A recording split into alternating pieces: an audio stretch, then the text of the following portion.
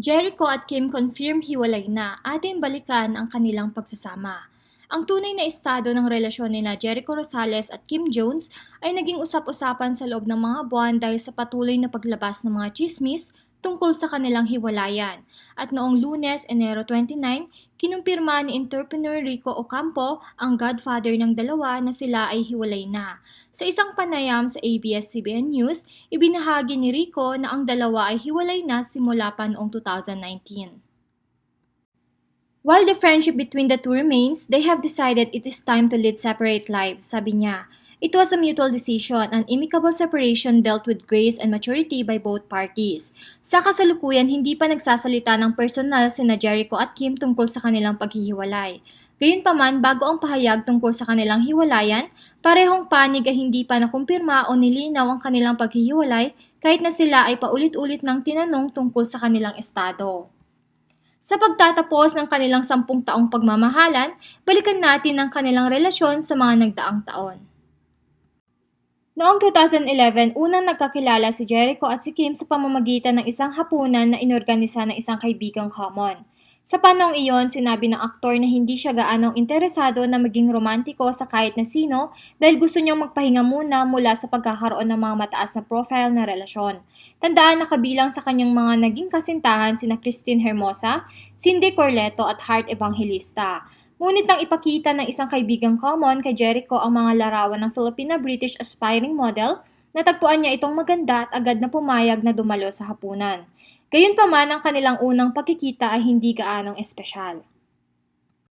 I didn't get his joke at first, I didn't understand him, and then he didn't understand me because my accent was so thick, sabi ni Kim sa isang panayam noong 2013 sa The Buzz.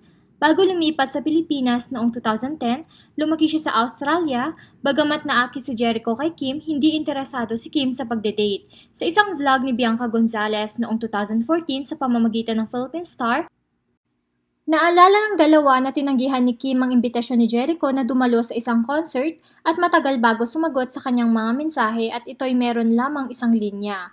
Mga ilang buwan pa lamang ang lumipas nang magbago ang isip ni Kim. When we first met, we clicked on a friendly level. I was new here and I didn't want to get into a relationship.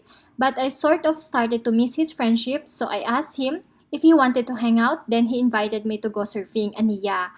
Sa paglalakbay na ito ng surfing, nagsimula silang magbanding ng tunay. Nagde-date ang dalawa ng 8 buwan bago nila formal na sinimulan ang kanilang relasyon noong Oktubre 2011. Noong simula ng 2012, ibinalita ng aktor sa publiko ang kanyang relasyon kay Kim nang mag-guest siya sa Chris TV. It's a really healthy relationship, aniya. We support each other, it's really nice. Bagamat nagsama lamang ng mga 2 taon, nag-propose si Jericho kay Kim noong Agosto 4, 2013 na siya ring kaarawan ng modelo. Tinanong ng aktor si Kim sa loob ng linggo ng serbisyo sa New Life Church sa Alabang. Sa isang Instagram post, ipinakita niya ang larawan ni Kim na may suot na singsing ng engagement upang ipahayag ang balita.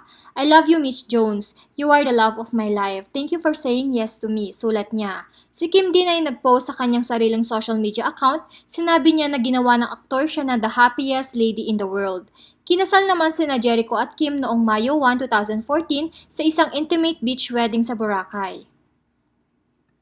Nang dumalo si Kim sa New York Fashion Week noong September 2018, buong suporta ang ibinigay ni Jericho sa kanya at sumama pa sa kaganapan upang maging kanyang assistant. Tinawag niyang Better Husband Project ang kanyang ginawa kung saan siya ang nag-aasikaso ng mga schedule ni Kim, kumuha ng mga Uber rides at nag-steam ng kanyang mga damit. Seeing the result of all the hard work you've put into your career makes me so proud. Keep doing what you do, I got your back. Dagdag pa niya. Noong Nobyembre 2020, ang tandem na kilala sa kanilang pagmamahal sa surfing, ginamit ang kanilang mga kasanayan sa pagtulong sa mga operasyon ng rescue sa Marikina sa panahon ng pag-atake ng bagyong Ulysses. Ayon sa ulat ng ABS-CBN News, ginamit ni Jericho at Kim ang kanilang mga surfboard upang tignan at makipag-ugnayan sa mga residente sa kanilang barangay na na-stranded sa kanilang mga tahanan dahil sa kakulangan ng mga flotation device. Hindi natapos ang kanilang mabubuting gawa doon dahil pinangunahan din ni Jericho at Kim ang isang housing project para sa mga pamilyang naapektuhan ng bagyong Ulysses.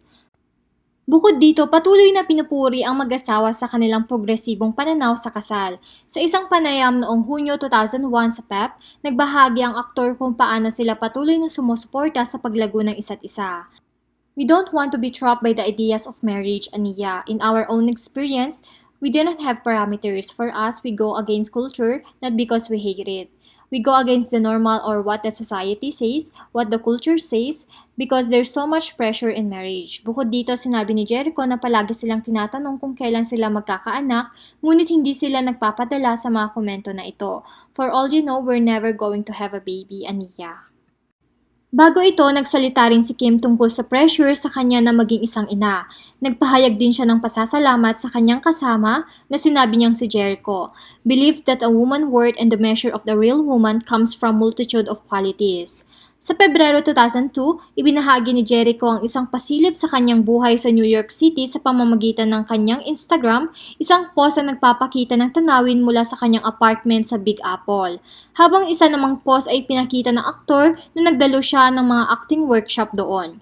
Acting workshop, one of my happy places. Caption ni Jericho sa kanyang post, acting should be taught in schools. Bagamat hindi nagdetalye ang aktor tungkol sa dahilan ng pag-attend sa mga acting workshop, dati nang sinabi ni Jericho sa mga press interview na interesado siya na maging isang Hollywood actor. Sa pagdating ng huli ng 2002, nagsimulang kumalat ang mga espekulasyon na naghiwalay na ang dalawa. Nagulat ang maraming fans sa mga chismis dahil bigla itong lumabas at ang dalawa ay pangunahin nagpapanatili ng kanilang relasyon na pribado. Binasag ang mga chismis na ito na nag-post si Kim ng pagbati sa kaarawan ni Jericho noong Setyembre. Ang mga espekulasyon na naghiwalay na sina Jericho at Kim ay bumalik sa eksena noong 2023. Sa isang ulat noong Hunyo, ibinigay ng aktor ang kanyang unang komento tungkol sa mga chismis ng hiwalayan. Sinasabi na hindi siya ang uri ng tao na kailangang magpaliwanag. It's okay, people are entitled to their own opinion.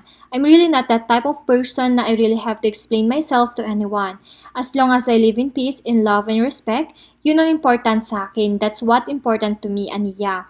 Sa gitna ng patuloy na espekulasyon tungkol sa kasalukuyang estado ng kanilang relasyon, tila nagpahayag ng mensahe sina Jericho at Kim sa kanilang pagdalo sa ABS-CBN Ball kasama noong Setyembre 2023. Sa pagiging matalas ng mga netizen, napansin nila na ang dalawa ay patuloy pa rin nagpapalitan ng mga komento at pati nila rin ang pagbati sa isa't isa tuwing pista o bakasyon sa pamamagitan ng Instagram.